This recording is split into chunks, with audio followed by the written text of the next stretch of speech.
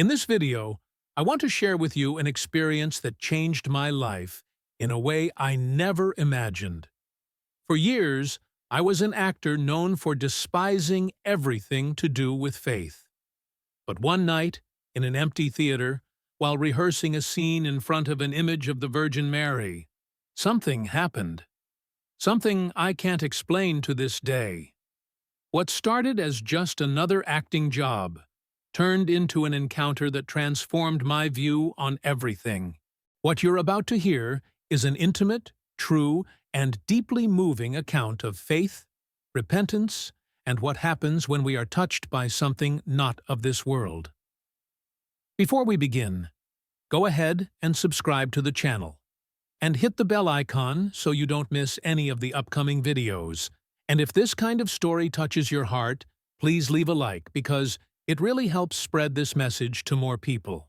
Also, tell me here in the comments, which city or country are you watching from right now? I love knowing how far these stories are reaching. May this story speak to your heart. I was never the type to be easily impressed. The stage was always my altar, my church, my world. I grew up hearing that faith was an emotional crutch, something for those who couldn't bear the weight of reality. I never missed it. I never prayed, not even when my mother died. I just went on with life, rehearsals, applause, trophies, and silence when I got home. When I received the invitation to play the protagonist in a religious play, I found it ironic. A heavy drama, full of prayer, with a central scene of a man imploring the Virgin Mary. I accepted for the technical challenge. Acting is performance, not belief. But from the first script reading, you could tell it meant something more to some people there, especially to Sarah. She carried a rosary in her pocket. She always arrived early, knelt in a corner of the stage, and quietly murmured some prayers before starting. I watched her with a certain contempt hidden behind my sarcasm. I made jokes, sometimes subtle, sometimes not so much, and everyone noticed. There was one night that stuck with me. I had been rehearsing all day, tired, annoyed with the director who insisted I needed to feel the prayer scene more. I waited for everyone to leave after the technical run-through. I was alone on the stage with that plaster image of the Virgin Mary. The rehearsal light was still on, that warm focus coming from above that drew long shadows on the wooden floor. The city outside was still alive. You could hear horns and voices from the street, but inside, the theater seemed suspended in time. I walked back and forth, speaking loudly, testing lines, trying to understand how anyone could believe in something so invisible. At one point, I stared fixedly at the image and said aloud, "You are the biggest lie ever told. And the worst part is that people live their whole lives kneeling to a plaster statue." And I laughed. I laughed loudly. A somewhat bitter laugh. Somewhat challenging. That kind of laugh that comes from boredom, from arrogance. But seconds later, everything changed. I wouldn't know how to explain exactly what happened there. I don't even know if I want to understand. First came a strange warmth. It wasn't stuffy or uncomfortable. It was a heat that felt alive, as if someone had lit a fireplace in the middle of the stage. I looked up, thinking it was a reflector turned on incorrectly. But everything was the same. And then came the smell. A strong scent of fresh roses, as if someone had opened an entire garden right in front of me. But there was no one there. There were no flowers. There was no logic. I stood still, arms crossed, trying to laugh nervously. But the laughter wouldn't come out anymore. I approached the image on impulse. I tried to say another provocation, but my throat seized up. And then I saw. I swear by everything I have, I saw a woman there. It was no longer the statue. It was a real figure. Fair skin, dark blue veil, deep eyes that seemed to pierce every layer of my soul. And the worst, or the best, I don't know, is that I knew she was truly seeing me. It was like being punched from the inside. Not a scare, but a revelation. A dry impact. I didn't feel the kind of fear you get in a horror movie. It was something else. It was a fear of being exposed, of being naked inside. She didn't say a word, but I understood everything. I understood that for years I had laughed at things I had never even tried to comprehend. That I mocked something that many people carried as their only hope. And there, before that gaze, all the jokes, all the rehearsals, all the awards, turned to dust. I fell to my knees, and it wasn't a rational decision. My body went by itself, as if something greater than me had pressed a button. I cried. I cried like a child. Me, a grown man, well-known, respected, kneeling on the wooden floor, trembling all over, begging for forgiveness without being able to form a complete sentence. All I could manage to say was, "I didn't know. I didn't know." I stayed there for a time I can't measure. It could have been 5 minutes or an hour. Time had stopped. There was only that presence before me, and the weight of everything I had ignored my entire life. At some point, I felt a hand on my shoulder. Not an impression, not an idea. It was a real touch, warm, firm. But there was no one physically there. It was as if someone was telling me, without words, that no matter what I had said or done, she was still there. That completely broke me. My pride, my skepticism, my pose as a celebrated artist, everything collapsed all at once. And for the first time, I was certain that I was not alone in the world. It was no longer a theory. It wasn't a scene from a play. It was real as the floor beneath my knees. When I managed to stand up, the figure was no longer there. Only the statue remained, the same as always. But the smell of roses was still in the air, and my hands were still trembling. I couldn't explain it. I didn't want to explain it. I left the theater with weak legs.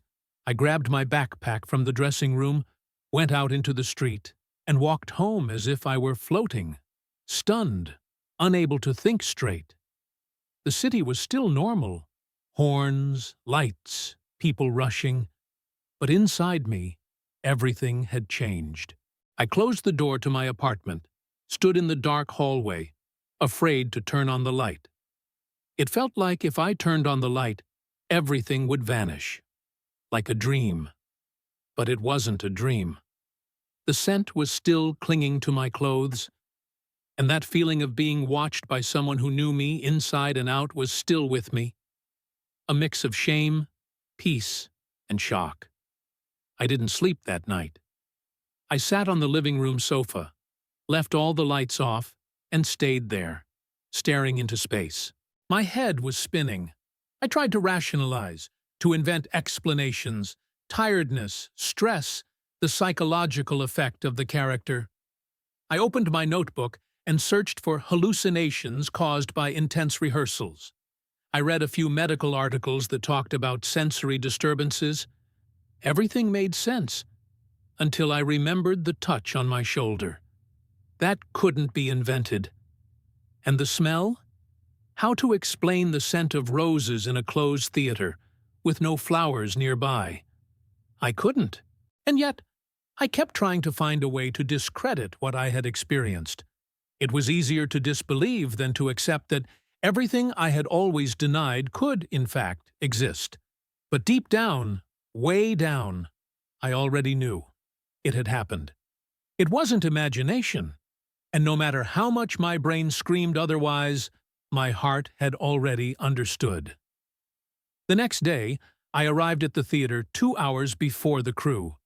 It was something I usually did, but this time it wasn't to warm up my voice.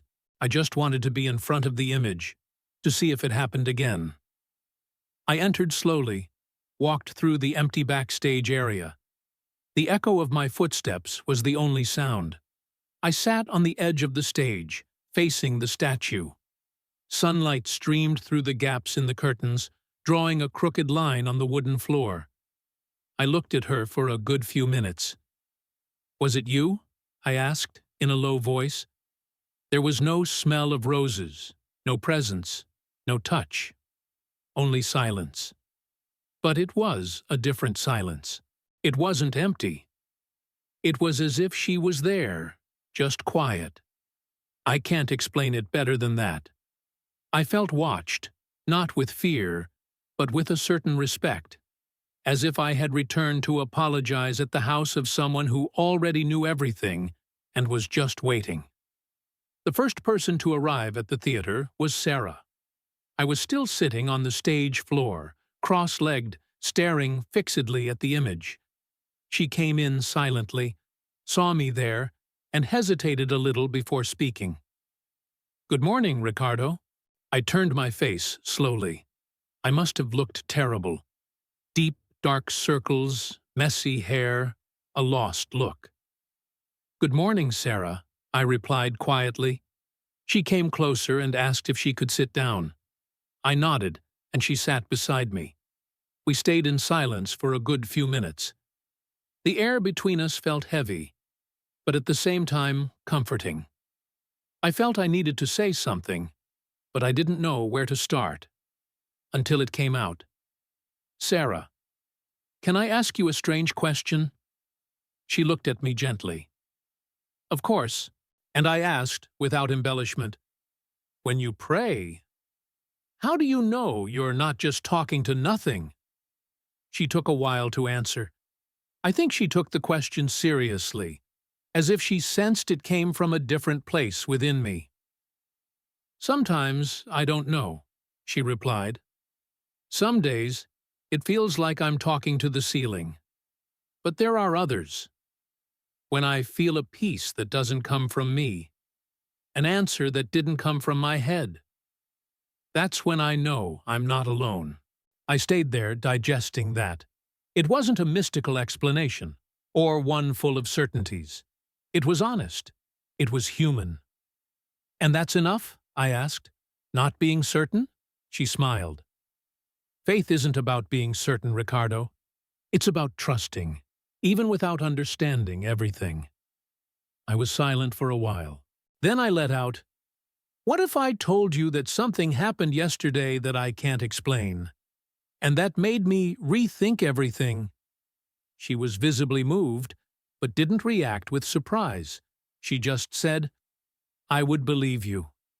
After I said that, Sarah didn't ask any more questions. She just put her hand on my arm, as if she understood without needing details. That gave me a certain relief. It was strange, you know? I wasn't ready to tell every detail. I was still processing everything. But just the fact that someone like her, who took faith seriously, didn't judge me, didn't doubt me, brought me a peace I hadn't felt in a long time. The rest of the cast arrived little by little. No one said anything, but I noticed some glances. Maybe my face still carried the weight of the night before. That day, during the rehearsal, I did all the lines normally. But something was different. I don't know if the others felt it, but I did. It was as if the words had more weight, more truth. For the first time, I wasn't just acting. I was talking to someone. When it came time for the monologue in front of the image of the Virgin, the director, who had corrected me 1,000 times, watched in silence. I knelt in the usual spot and began the scene. The same lines, same pauses, same gestures. Only it wasn't the same. I was different. With every sentence, I remembered what I had felt the night before. The presence, the touch, the gaze, and that made every word come from a deeper place inside me. At the end of the scene, I had tears in my eyes, but this time, they weren't rehearsed, and I made no effort to hide them. When I finished, a heavy silence fell over the theater. No one applauded. No one commented. It was as if everyone was trying to understand what they had just witnessed. The director just said, "That was different." And I shook my head, not knowing what to reply. That night, after everyone had left, I decided to stay a little longer alone on the stage. I'm not sure what I expected. Maybe for something to happen again, for the smell of roses to return, for me to feel that touch on my shoulder one more time. But there was none of that, only silence. And, to be honest, that frustrated me a little. I caught myself saying out loud, a little angry, "Why yesterday and not today? If it was real, why doesn't it happen again? Why leave me in doubt?" I stood there, looking at the statue, waiting for some answer that didn't come. My heart was still tight, as if I had been touched by something immense, and then left alone. I wanted a confirmation, a repetition, some certainty, but all I received was the same silence as before. And yet, it wasn't the same emptiness as before. Opening night arrived on a Friday. The theater was packed. People standing at the back. Critics, producers, colleagues from other companies. It was one of those nights that could change a career. In the dressing room, I looked at myself in the mirror and saw a different man. Even dressed as the character, with impeccable makeup and neat hair, I knew I was no longer the same person who had started the rehearsals. An assistant knocked on the door and announced, "5 minutes." I took a deep breath, stood up, and went to the wings. The first scenes passed quickly. I could feel the audience's attention, that kind of silence that only exists when people are completely engrossed. And then came the monologue scene. I walked to the center of the stage, with the light following my every step. I knelt before the image, and even with 400 people watching me, at that moment, it felt like there was only her and me.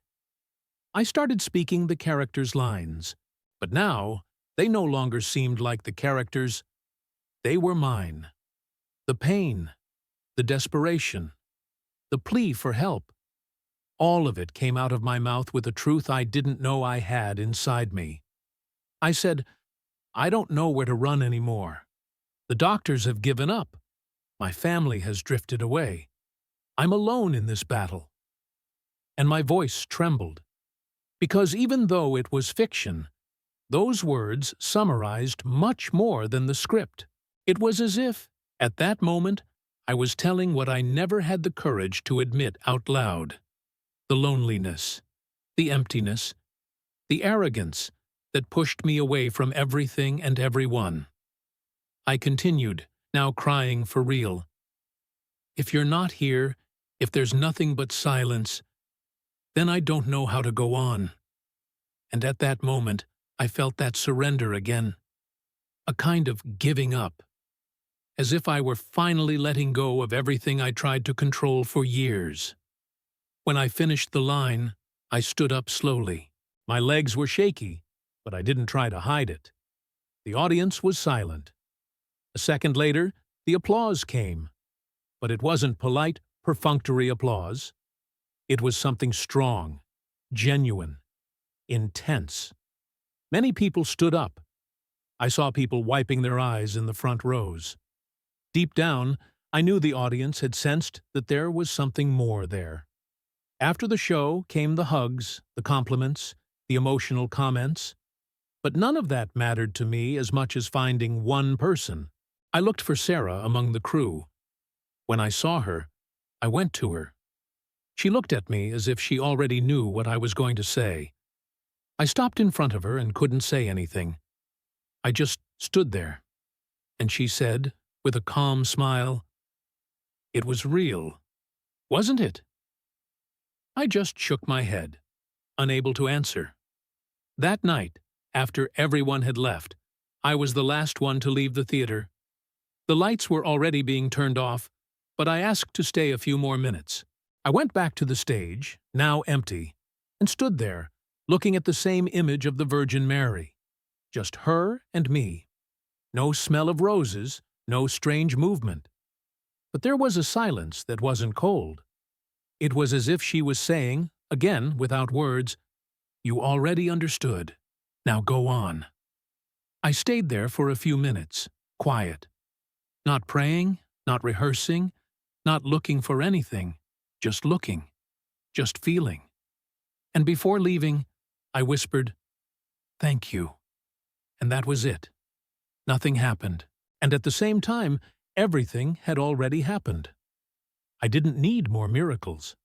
I had already seen enough to know that my life had changed. In the following months, I kept going to rehearsals, to performances. But something in me was no longer the same. I started attending the same church as Sarah, not because someone invited me or pressured me, but because I felt I needed to be there. It was as if I were relearning how to talk to God. In the beginning, I didn't even know how to start.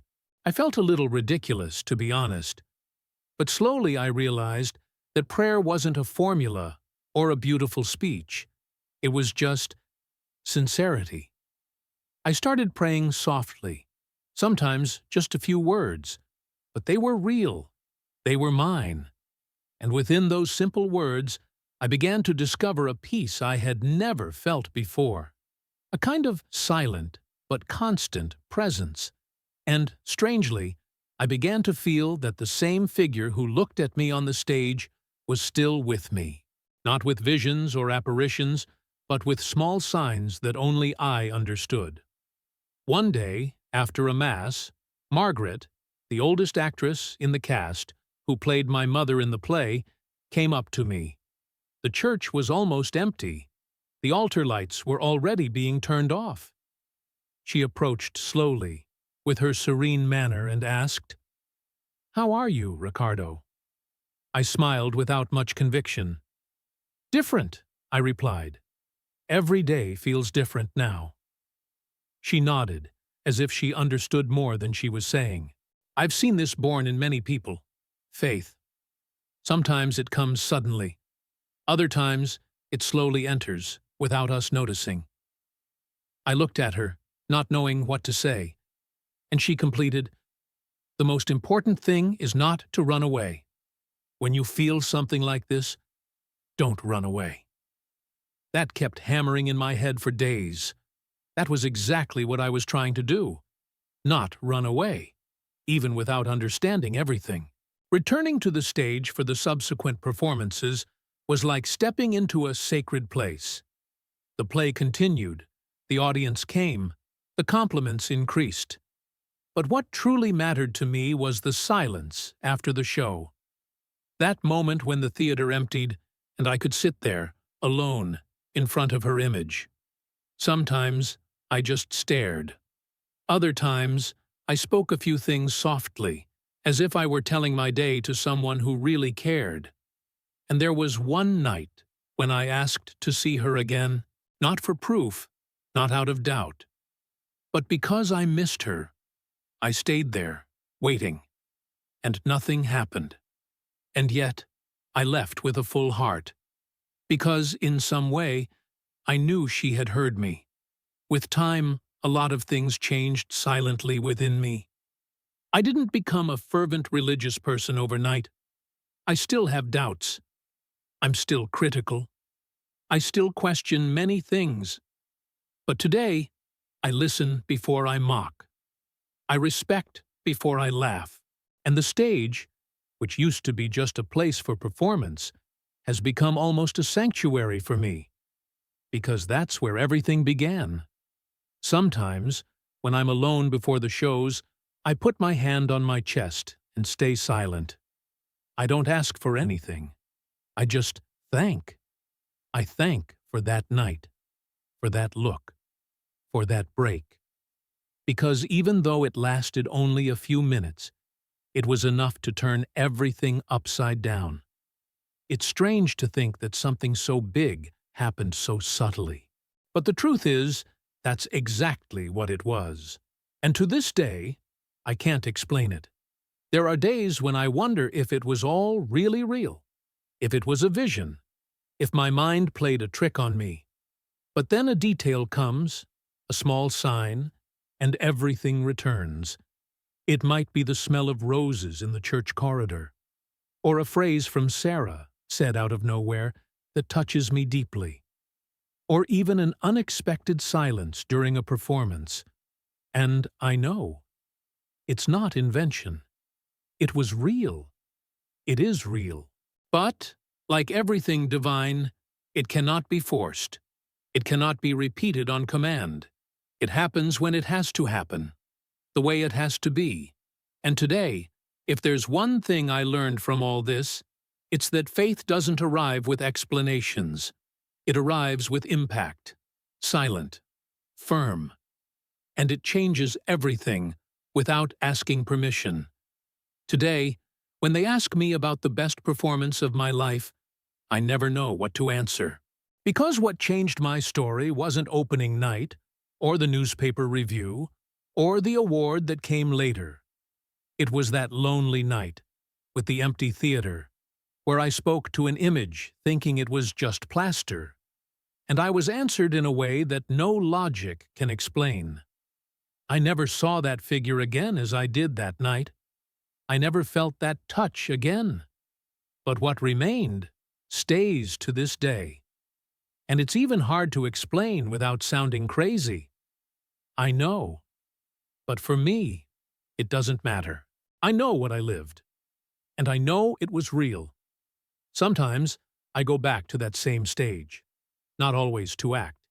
Sometimes just to sit on the edge of the set and stay silent. No one notices. No one knows. But for me, that place is more than a theater. It's a turning point. A place where my arrogance fell to the ground, and something much greater than me showed me that there is indeed a presence beyond our comprehension. A presence that doesn't demand perfection, that just wants to be acknowledged. And even if I never get a clear answer again, I keep returning. I keep thanking. I keep trying to understand. I don't know why that happened to me. I'm not the holiest, nor the most devout. But perhaps, precisely because of that, it happened. To show that no one is so distant that they cannot be reached. Sometimes I think that night was just the beginning, and that everything that came after, the changes, the questions, the nascent faith, was a path I needed to walk, even without a map, even without a guarantee. Just with the vivid memory of an encounter I will never forget. To this day, I can't explain it. I can't repeat it. And maybe I'll never understand it. But one thing I am sure of, on that stage, that night, I was touched by something not of this world. And since then, even when everything seems silent, I know that she continues to see me. This was the most unexpected experience of my life. I walked onto that stage thinking I dominated everything. And I left on my knees before something I will never be able to explain. If there's one thing this story taught me, it's that no one is too far gone to be touched by grace.